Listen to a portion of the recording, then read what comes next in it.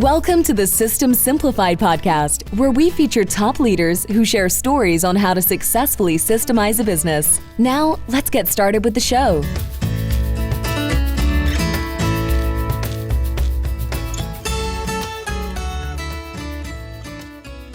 Hello, Adi Klevit here, the host of the System Simplified podcast, where we feature top founders, entrepreneurs, and thought leaders about systematizing a business.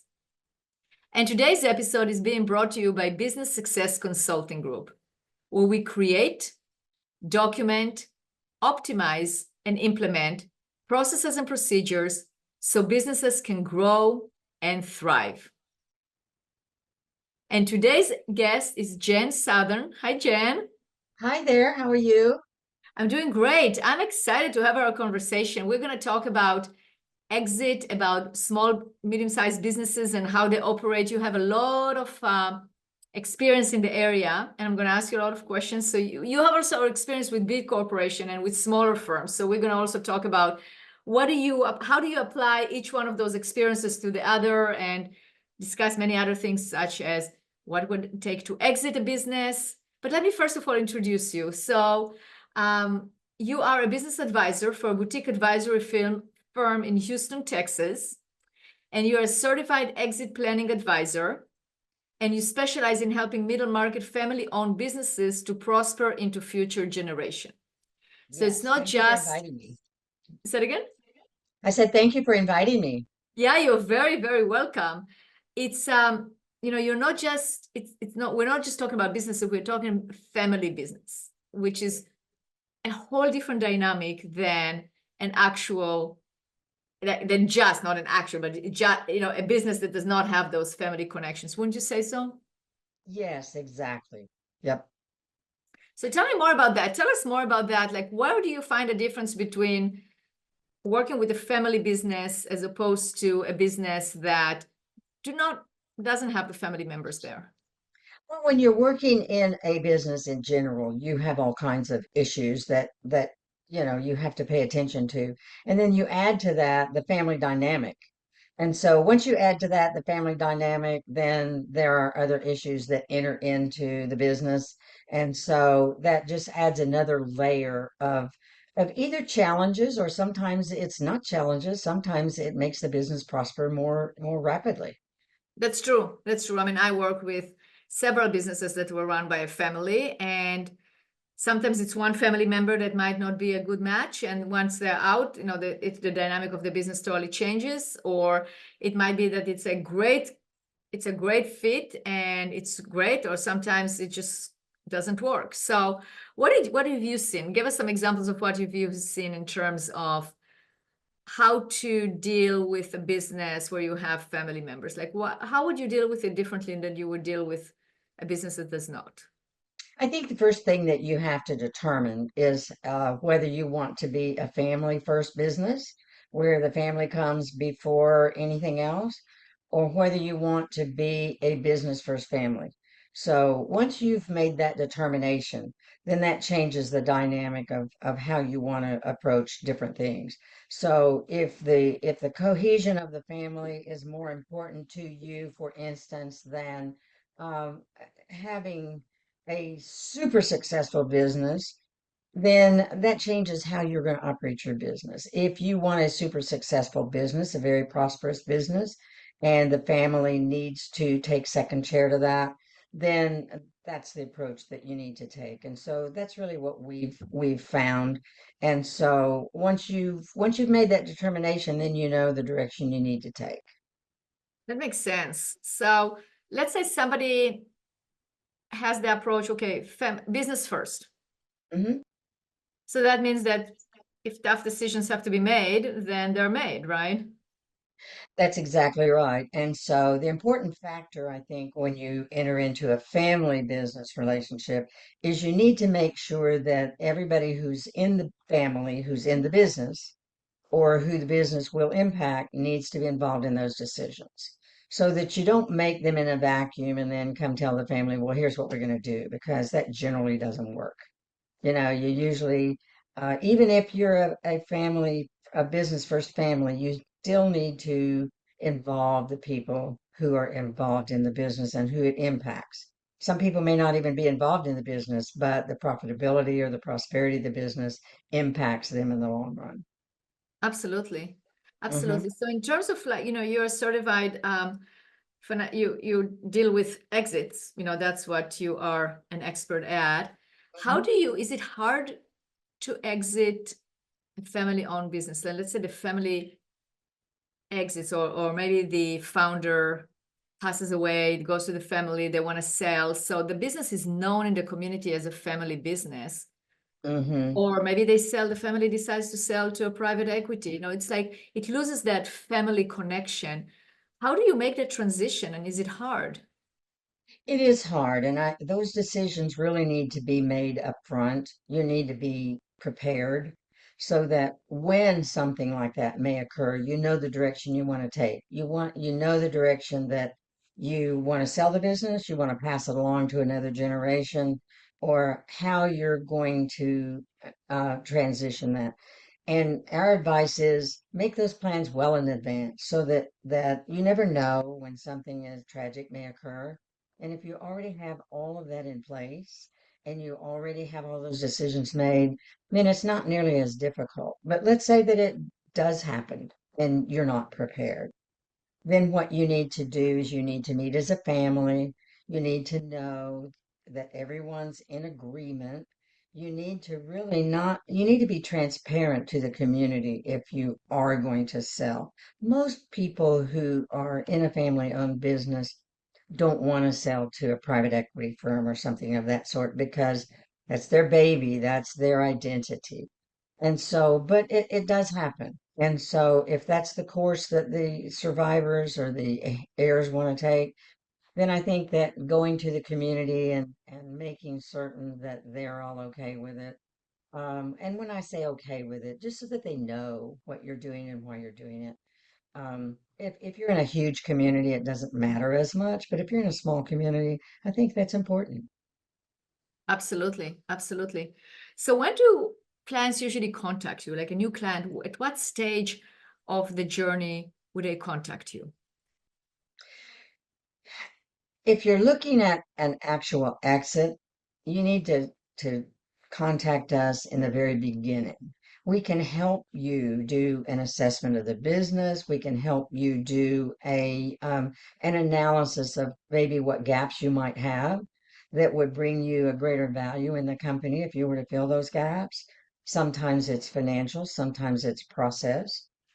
Sometimes it is just having an agreement on the governance of that business so that once you have all of that down on paper, it becomes a much smoother transaction. We can help you perhaps to find a suitor.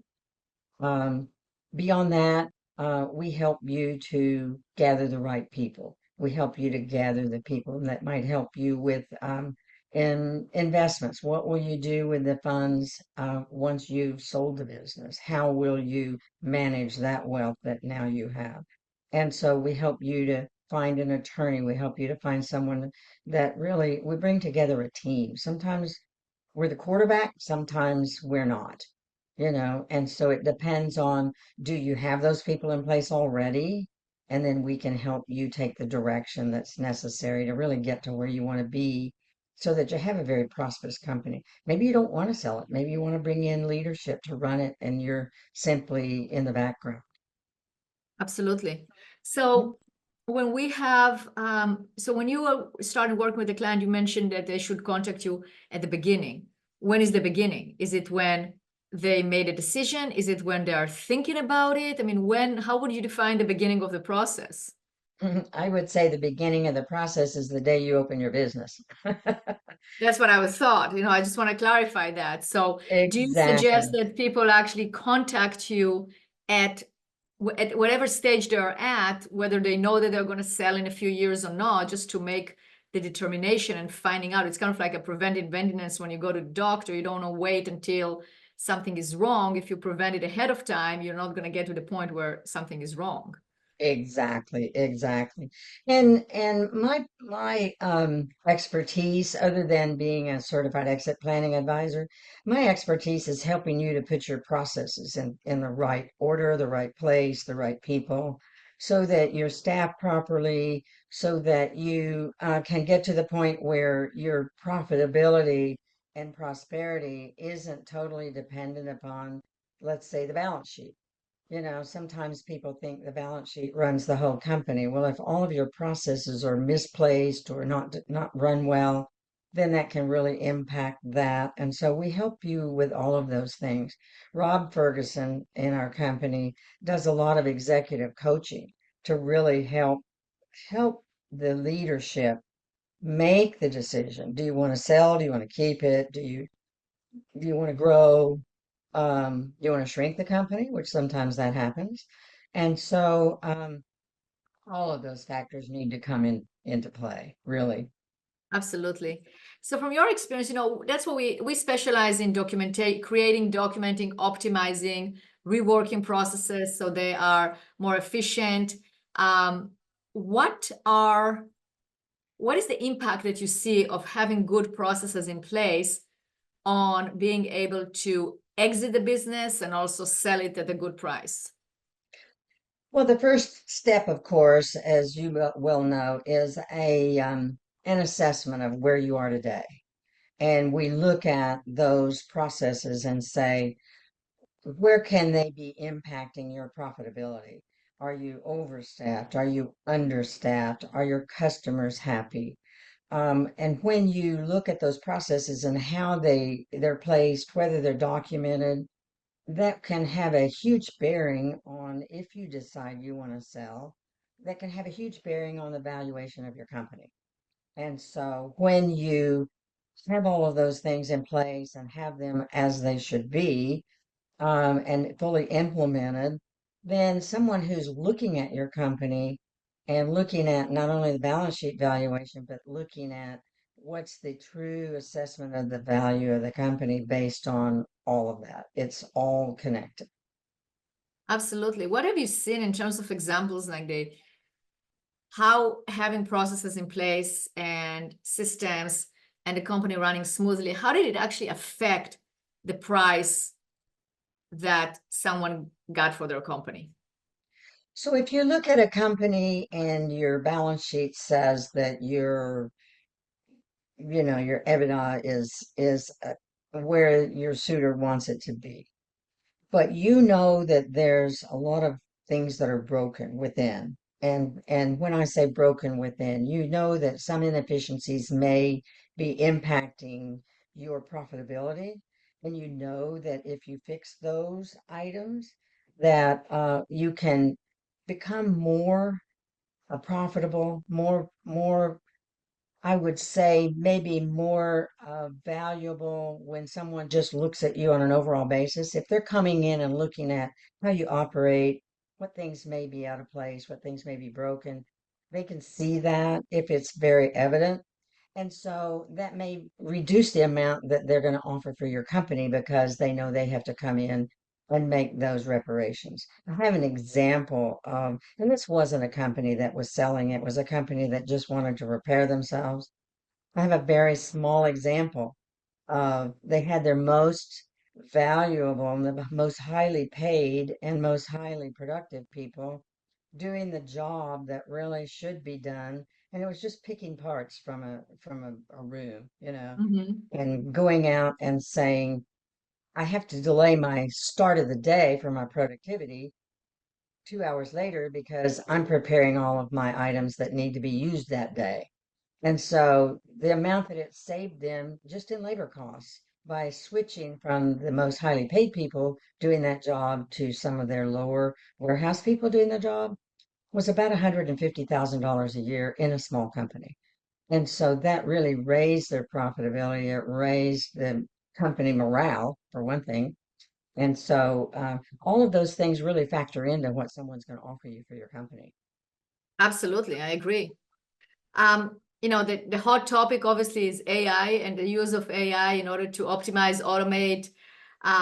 What's your take on it? I think you have to be very cautious with AI. You can use it. I use it myself. You can use it to be more productive, but you can't let it run the company. You can't let it make the decisions. It needs to be a tool to help you make decisions. And so, if you're not using AI, you're probably going to be falling behind at some point. Absolutely. And I agree with that. It's the AI-driven leadership that is what is important. I mean, you are still the leader, but Mhm. when we talk about process optimization, I mean, obviously we want to introduce tools. I mean, AI is also used as a blanket tool. Well, what does it mean? It's automation. It's basically automating some of those processes. Like you mentioned, if there are things that a person is doing that they shouldn't be doing that can be done by a machine, but they still lead it, then it should be done that way because then you can actually improve your productivity. Absolutely. Mhm. So it's a matter of still having your ideas, your strategies, but then use the tools that are available to use it. It's the same thing as like, if somebody was, oh, no, I'm always going to use the yellow pages. I'm not going to Google anything. I'm not going to use the internet. Well, they are behind. Where are they now? Nowhere. But it's still the same concept of them deciding, okay, I'm going to look for somebody, but the tool that we are using it is different. And now it's faster, more, basically can do more. So I think that I agree Exactly. with you. Yeah, you have to Right. stay on top of it for sure. Hmm. Now you work with big corporations and you work with Yes. smaller companies like family owned. Is there any commonality between those two that you use your experience in both in order to help the other? I think there's a lot of commonality. They all have the same needs. It's just the scale of the needs that they have. And so in a larger company, you have the benefit of having a number of people who can be cross-trained to do a job, for instance, where you can have backup and redundancy. Where if you're a two-person company, you don't have that privilege. You don't have access to, or many of the companies I've worked with have been like for 5 or 6 people in a company, you still have the same general ledger you have to do. You still have the bank reconciliations. You still have the tax reporting. And so, you still have all those things that you need to get done. You just don't have the privilege of having a redundancy if somebody's out sick. You're, you're not as fortunate as the larger companies, but there's a lot of difference, I think. And there's a perception that family-owned businesses are the smaller businesses. We have some very large companies that are family-owned. And so, some of the really large institutions, for instance, in the United States are family-owned banks, and people don't know that, but they still deal with a family dynamic. And so, there are some huge corporations that are family-owned. Walmart is an example. Yeah, that's very true. So it's when we talk about family owned, we look at it, maybe it's a smaller business, but it's not. It's definitely you have the huge corporations Mhm. but when you have that family owned and operated, like it creates that, it still has that feel of like, it gets you to trust more because somehow we have the trust of a family or family cares, or it gives you that feeling, right? I mean, I'm curious to hear from you, like when you hear family owned and operated, like what is the reaction that causes with people? Like what is the emotional reaction? For the business or for someone else? For someone else from the outside, like you look, oh, okay, this is such and such heating and cooling, family owned and operated since 1950. I mean, Right. it has a concept, right? I think there's a perception that they can be trusted. I think there's more trust because they feel like it's local. They feel like it's someone they can talk to. And it may be a huge corporation and they really can't talk to them, but the perception is there and the feeling is there that it's more trustworthy, I think, than just a shareholder-owned company that maybe I don't know who you are, you know. Yeah, I'm I think and part of it, Jen, is probably also, I just thought like a family, like what causes me to go, oh yeah, family owned and operated, that's great. It's also because you know that they're not going away, because if it's family owned and operated, it's not like one day I'm going to just quit and say, okay, goodbye, that's it. It's kind of like it has that trustworthiness of we're going to continue because we're a family, this is our family livelihood, and I own it, and I'm excited about it, or I know about, or I care about it more. I mean, that Mhm. could be a perception. It'll be an interesting study to do, is like what perceptions does that give, because people do use it when they advertise. Sure, sure. And like I said, the very first perception is that it's a small company. And That then, is very you know, true, but it doesn't need to be. no. And a lot of times it's not, you know. Yeah, absolutely. So that's definitely why it's important to contact somebody like you to have an exit, to have a strategy, to have an exit strategy, to have a continuity. It doesn't necessarily have to be exit like I'm selling the business, but the generation as the generation exit, what does it look like for the next generation?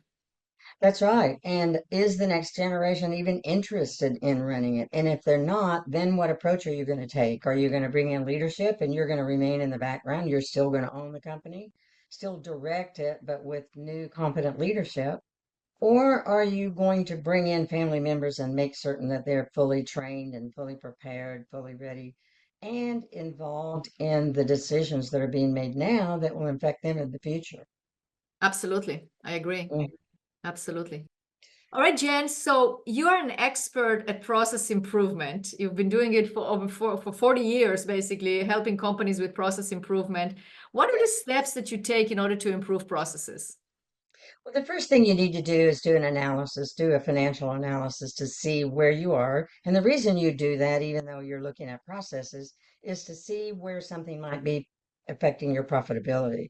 And so when we do that, we sit down with each person and we ask them, what do you do? When do you do it? Why do you do it? What do you do with it when you finish it? And do you get it from someone else? And so we look at the entire process from beginning to end, and so it's very important because that can impact your profitability greatly. If your processes are broken, then they could be totally impacting your profitability. So that's basically what we do. And it's an end-to-end process. But what you also need to be sure that you do is when you begin to implement, you start to implement using the people who are going to be impacted in the very end. If you don't do that, it might be difficult to implement because they're gonna fight you all the way. Absolutely. You have to get that buy-in and you have to be expert at change management in order to do that. That's Absolutely. very, very true. How do you Mhm. get that buy-in? I mean, what's your take on how to get that buy-in? I think that number one, when you're interviewing the people, you make certain that you've listened to what they tell you, you've listened to what they say. I always ask them, if you owned the company and money was no object, this is an Alice in Wonderland question, but and money was no object, what would you do to make your job better? What would you do to make yourself more efficient, more profitable?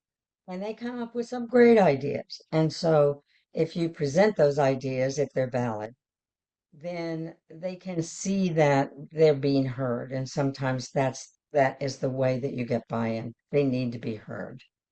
Absolutely. I agree.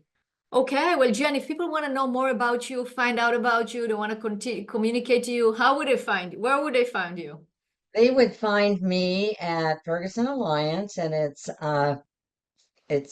my email address is jan@ferguson-alliance.com. And our website is ferguson-alliance.com. And so please go to our website. There are a lot of resources there that we offer that you can download for free. And you can talk to one of our advisors for free as well for about a 30 minutes call and find out if we'll work for you. Amazing. Amazing. Well, thank you so much for being a guest on this podcast and sharing your valuable knowledge. I mean, definitely this is an area that people need to know more about and are interested in, just like, you know, what is a family business and what do we do? So thank you so much for sharing your knowledge. It was a great having you Exactly. on the podcast. Thank you very much for inviting me.